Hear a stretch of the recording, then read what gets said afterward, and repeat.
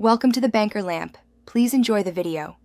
You'll begin by getting the essentials together: your iPhone, an Apple-certified Lightning to USB cable, and the Baleno's USB port. Once done, unlock your phone and plug it into the car's USB. Make sure the car is an accessory or on mode so the infotainment powers up. You'll see a prompt on the Smart Play screen. Don't ignore it. Tap the CarPlay or smartphone link option to initiate the handshake and get ready for the next setup steps.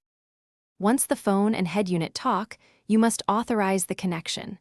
You'll see a trust or allow pop-up on your iPhone. Tap it so the Baleno can access CarPlay. Then, on the Smart Play screen, choose the CarPlay icon. Sometimes it appears under Smartphone or Projection.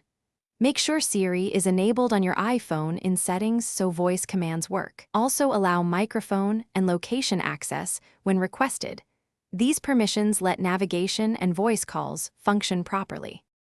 You're almost done. Test maps, phone, and music to confirm full CarPlay operation.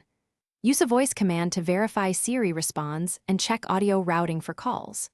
If anything fails, make sure you're using an Apple-certified cable and try another USB port. Faulty cables are the most common issue. If problems persist, restart your iPhone, update iOS and the car's Smart Play firmware, and reauthorize the connection. One key tip: always try a different certified cable before deeper resets. Thanks for watching. If this was helpful, leave a like and consider subscribing. See you next time.